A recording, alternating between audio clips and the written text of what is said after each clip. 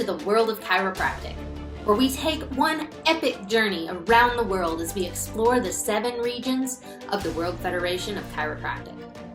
My name is Dr. Rebecca Wilkes, and I invite you to travel with me as we go on this exciting adventure around the globe. I am pleased to welcome Dr. Sira Borges. She is the first female chiropractor and third chiropractor in Brazil. Also has a very impressive lineup of what she is involved in currently, what she has started, and what she has been involved in the past. So welcome to the world of chiropractic. Well, thank you. Thank you for inviting me, Rebecca. You are founder and president of you're going to tell me the actual name of it. It is the Brazilian Chiropractic Association, also known as the ABQ. How do you pronounce that? Associação Brasileira de Quiropraxia. Yes. And you were actually founder of this organization. What led you to form this organization? When I went to study at Palma, and I came back in 1990, I never thought, I was never involved as a medical doctor, I was never involved in the politics of medical profession, was not I didn't want to have any involvement. So when I came back and I started to practice chiropractic, I get enthusiastic about the results. I was so impressed about the results that I decided to contact to see if we have other chiropractors in the country. And I have the contact of one person in São Paulo, and he led me to 2 more. Was one in Rio Grande do Sul. Brazil is a big country, you know. So was one in the far south of Brazil, Dr. Marino Schuller, and was another one in São Paulo, Dr. Mitsuochi Nagaya from Japan. So at this time, you imagine, there was no internet, no cell phone, nothing, you know. Everything was done through the telephone or mail, like sending mail by courier. So I get in contact with them and set up for us to meet in São Paulo. And was so great. One of the chiropractors in São Paulo was very involved with the profession, but he was giving weekend course of chiropractic. And so so we met, and after we discovered he was not a real chiropractor. He was trained, but he didn't want to stop to give weekend course, and we decided to form the association at this point. And with the idea about say, okay, how about we can take the profession, bring the profession to the country and set up a school and bring more chiropractors. So it's what we did. And they chose me as I think in the first or the second meeting, they chose me to be the president, because Marinos always say he was retired. So he spent like 20 years saying he was retiring, you know. And Nagaya didn't want to get involved with this. So they chose me as president of the association. And we set up as a goal to create a school, a program, or to bring more chiropractors. So we went to several phases. The idea to bring chiropractors from overseas to work in Brazil, that was complicated, was very complicated and difficult. And the idea really was to set up a school, but to set up a school with a name as chiropractic, in Brazil is chiropraxia, and chiro is very similar to palmorida, you know, so people was kind of, you know, the name was a little bit awkward, and a new profession. And so we decide, no, we are going ahead. And so we start to contact the schools and universities, and because we knew has to be a program at the university. And finally, 4 or 5 years later, we found a school who decided to do the program, who was willing to do the program. Was Marino, who was giving lecture at the schools, and was invited by the director of the physiotherapy to give some course in manipulation. And he said, no, we can talk about chiropractic. And so he invited me, and I went to the south of Brazil, and we had a meeting. And this school was FEEVALE, and they were very enthusiastic about the idea to have a new program. And we, at this time, we decided to go with the WHO guidelines to go to a second degree program to train the teachers to be teachers for the new programs that they are going to open. So it was very exciting at this point. So the ABQ, or the ABQ, like we say in English, since the beginning was our goal, and was what we want to do. You know, 3 of us was only. I was the president of 2. You know, so it was very good. We are very committed and work together, and so it was great. Mm-hmm. And then you went on and established another university after that, correct? Yeah, at this time that the school that we started the program in the schools, that was was in a joint venture with Palmer. So as you can imagine, there was lots of traveling to the United States back and forth, you know, and I was participating in WFC meetings and presented the idea of do this second degree program that I don't think never been done before. And so to do the curriculum, and we did with Palma. So Palma teachers was coming to Brazil to teach, and to the students. And when this group was like 32, they graduate. They went to Palma for 6 months to be training in different areas to be teaching the new school, because the idea was to start a full program in the year 2000. So another university in São Paulo that was a very not new, but was very enthusiastic university. They like to do pioneer things. They decide to do the same, you know, to open the course. And they contacted at the time Eduardo Bracha, that was a chiropractor. He was also a medical doctor who went to study overseas. At this point in 2000, we have like 7 or 9 chiropractors in Brazil. Like my son came back, Yuri Rocha, that he finished at Palma, Eduardo Bracha, Ricardo Fujikawa. So it was a group of 2 MDs that decided to start chiropractic in the States and came back. And this university, Universidade Anhembi Morumbi, contacted Eduardo, and Eduardo contacted us. And at this time, David was in Brazil. So we had a meeting.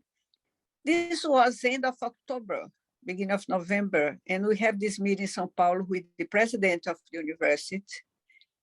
And he said, we talk about that, because his idea was to open he thought about a technical program. And we said, no, chiropractic is a career and is a degree like medicine, odontology. So we explained everything. And he said, okay, but this was November, beginning of November. He said, I want the course to start in February. And he did. And Dave said, it's impossible. But no, this guy, nothing was impossible. So Eduardo went, and they have this agreement with the Western State. And so that helped with the curriculum and everything. And so both programs started in the year 2000. and in both universities. So it was very exciting for us. Oh, I could imagine. And it's only grown. I mean, it seems like there are so many more programs in Latin America in general at this point. Yeah, Mexico was coming with, Mexico come after with two, is a state university, it's from the state of Mexico. And so it was great, you know, these two university program in Mexico. Now they have a third one in Veracruz. And after was Chile. So things start to growing, and Brazil now has a third school, you know, third university is doing. And I think the only difficulty is because, for example, in Brazil, we don't have much more schools than this will be necessary because the legislation, this is the big problem at this moment. Mm-hmm. Okay. What are some limitations with the legislation that you're fighting against? The big problem is since the year 2000 that the Council of Physiotherapy decided to have a, not a law, I don't say it's a law, was a motion says that chiropractic is a specialty of physiotherapy. Oh, wow. And they were at this time 120,000 physiotherapists. We are like 9, 10 disease, you know, fighting against this monster with lots of money. And we tried to block, but we couldn't. They continue to do to have this, this, I don't know how you call in English. It's like they continue to do, and they continue to fight against us. And they block everything we want to do for legislation, because we start with legislation at this time, you know, 2000, 2001, and they just block, you know, all the time, because they had the power, the money, they have lobbyists working for them. We are just us, you know, going to the Congress and discussing. And so it has been a big battle. But nowadays we have been winning. We have a first winning was a judge who said, no, chiropractic is a distinct profession. So you cannot, it's not a specialty of physiotherapy. And now we are winning another battle because we are asking the judge to the Supreme Court for the Council of Physiotherapy to stop to consider chiropractic as a specialization and to stop giving weekend course in title of specialty. So we just win, and we have probably they are going to appeal. They only can appeal twice now. So, but we are winning.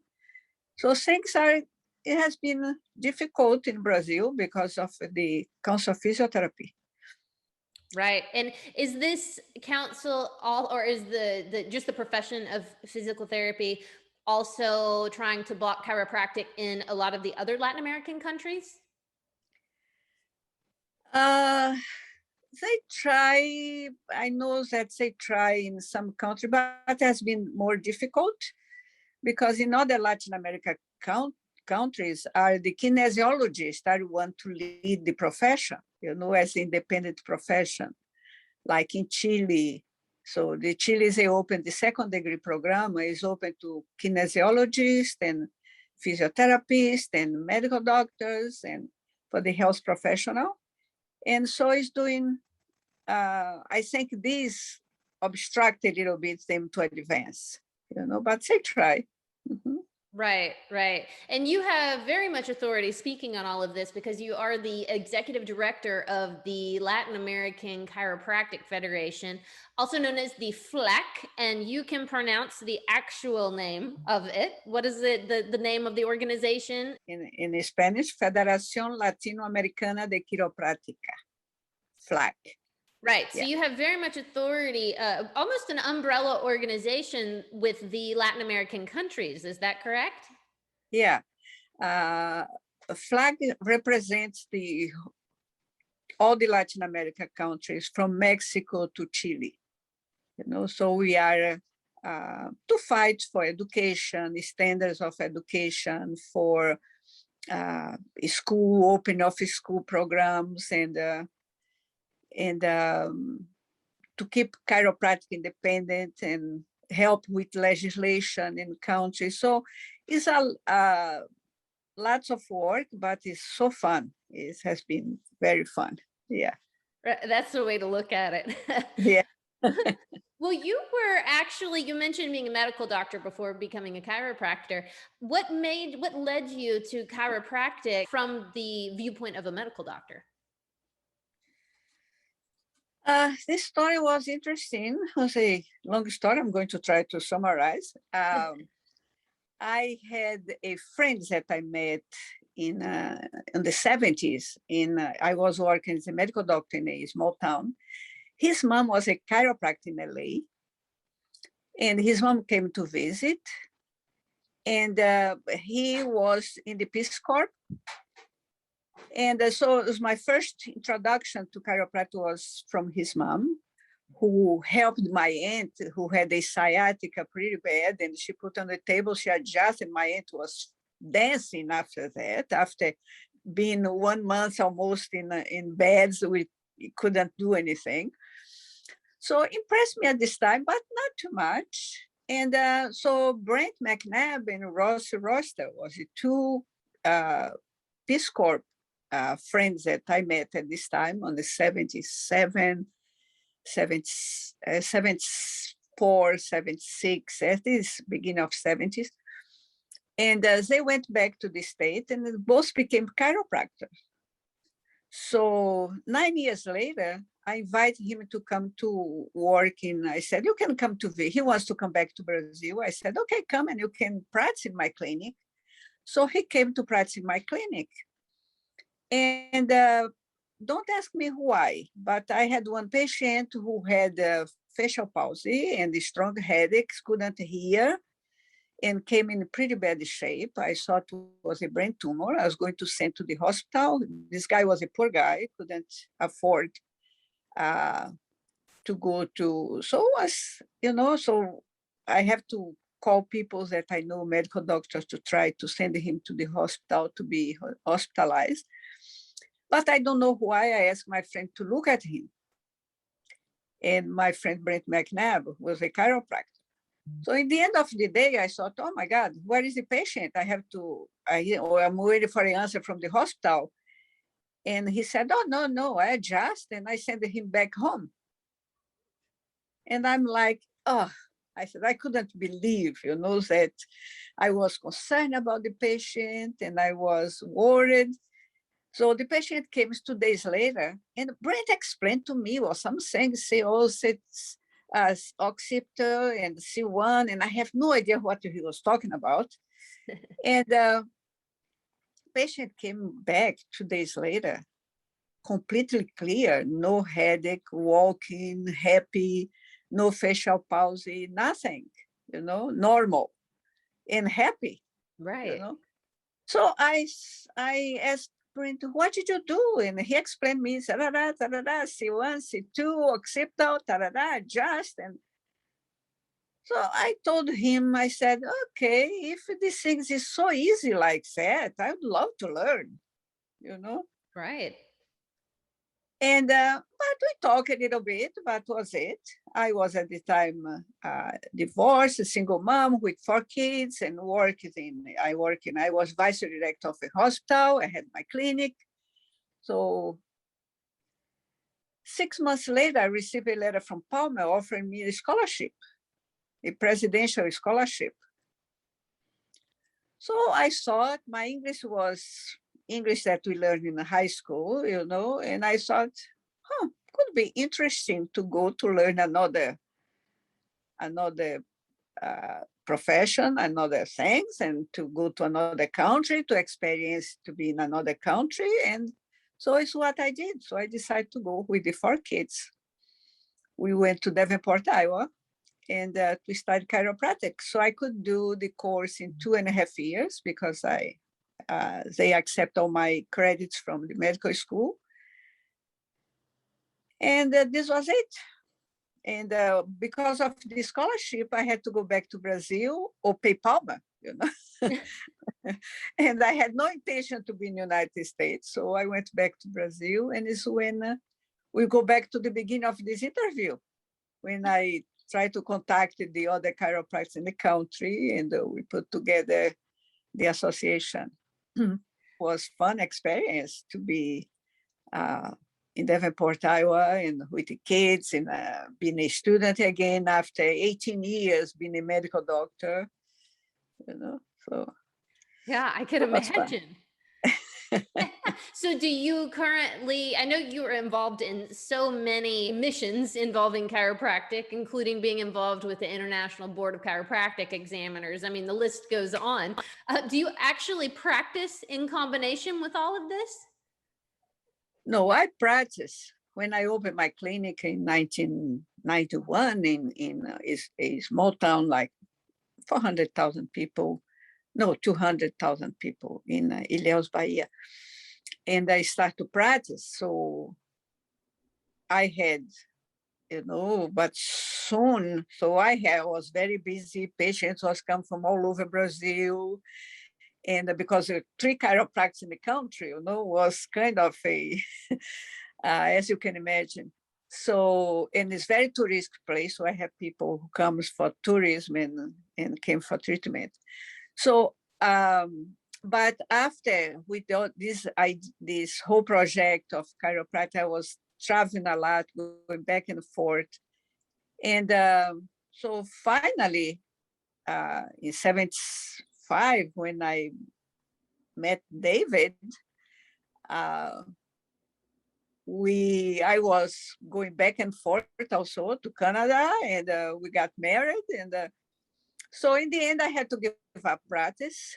And this is what I was focused much more in the political part of the profession that I love, is when I started with the Latin American Federation, and Brazil was growing, so they didn't need anymore someone to be. Now I'm just grandmother of chiropractic, you know. That's a pretty weighty title to have, though. Yeah, because before I was the mother. Now I think I'm the grandmother.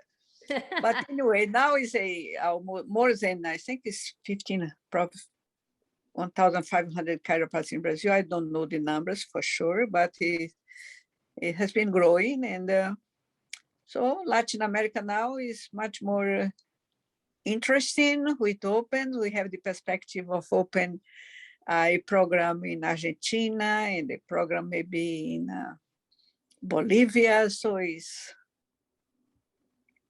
exciting in some ways. Cuba, who knows, you know.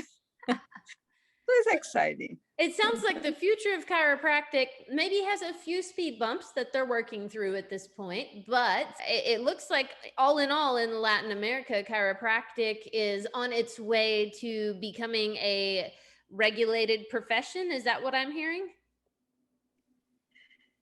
We only have legislation.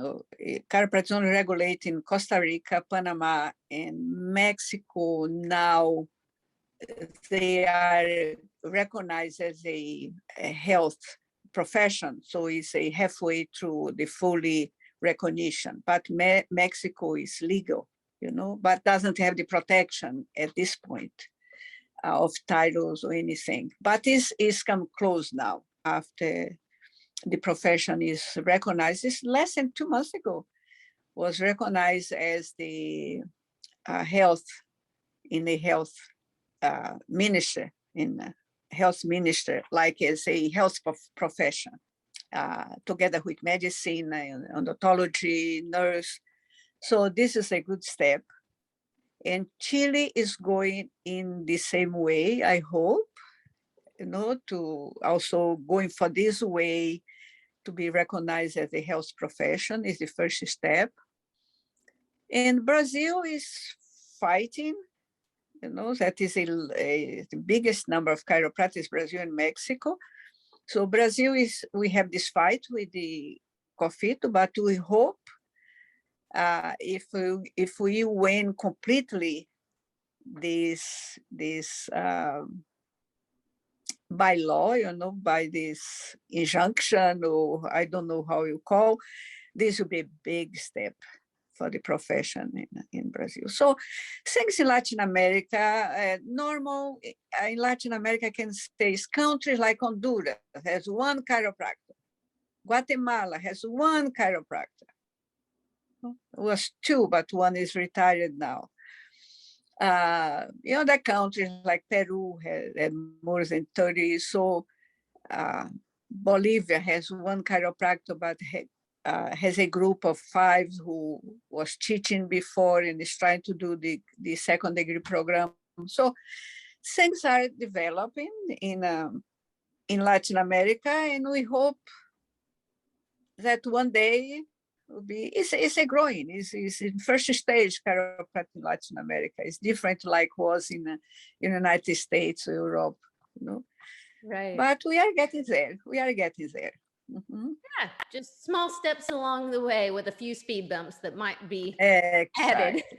So as the grandmother of Latin American chiropractic, do you have any advice for individuals who may be coming from a country or region that doesn't have chiropractors, or maybe only has 1 or 2, if they're looking to build the profession in that area?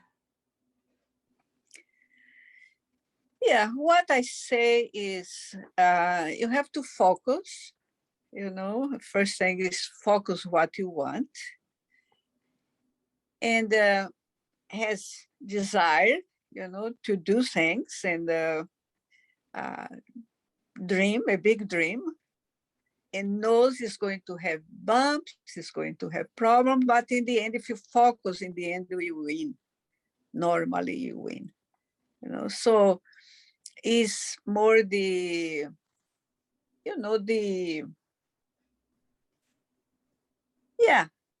say chiropractic creates a passion.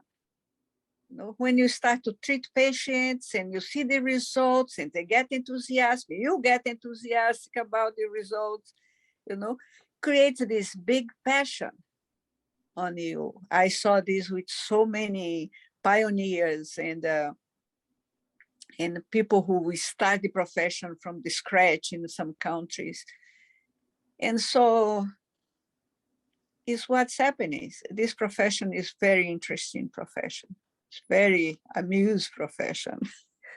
It most certainly It's always amused me, how we still at this point, I graduate almost 30 years ago.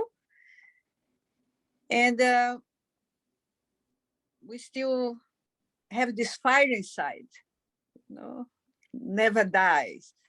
So what I can advise is to say perseverance, focus, follow your dream, fight, be prepared to fight, be prepared for some bumps, but you win in the end.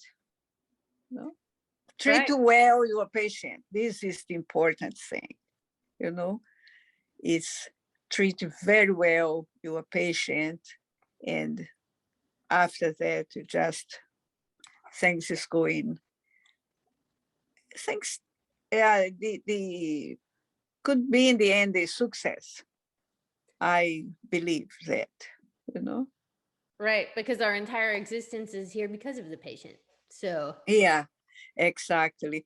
And when I talk about patients, as a medical doctor, I was very skeptical of chiropractic in the beginning. Still at Palmer, I was like, I couldn't understand something about philosophy, or I want to understand the physiology and what's happening, and but something we cannot explain in chiropractic. I really came to this conclusion. But works. And if you are based in in research and treat the patients with based in evidence, try to I know that so many things doesn't have a proper evidence, but you try your best, and so it's the best you can do, and the patient is what we want to achieve, is to help the patient to get better, and chiropractic does this as spectacular way. Right. And it reminds me of the WSC has a slogan, or I guess a hashtag, that it's the Be Epic campaign, which is evidence-based, person-centered, interprofessional, and collaborative. And a lot of people think that the evidence-based portion of this means that we're just looking at the evidence and that is it. But really, there's so much more to that, which is what you just explained. You know, you have the clinician's expertise. There are a lot of things out there we can't explain, but we know that they work, and we know that that is a patient-centered concept. And we add that to the patient preference, and that's where you have that evidence-based component. Yeah, exactly. And the collaboration with health professional. No, when I came to work there, I tried to reach the health professionals, and they came as a patient. And you create a name, and you show the profession how scientific it is, you know, and it's what you do. You know, and you collaborate, and you send them back when it's necessary, and then you write the reports, and it's what you do. And I forgot to say, I have 2 sons as a chiropractor, graduated from Palma. Oh, wow. And they are both in Brazil.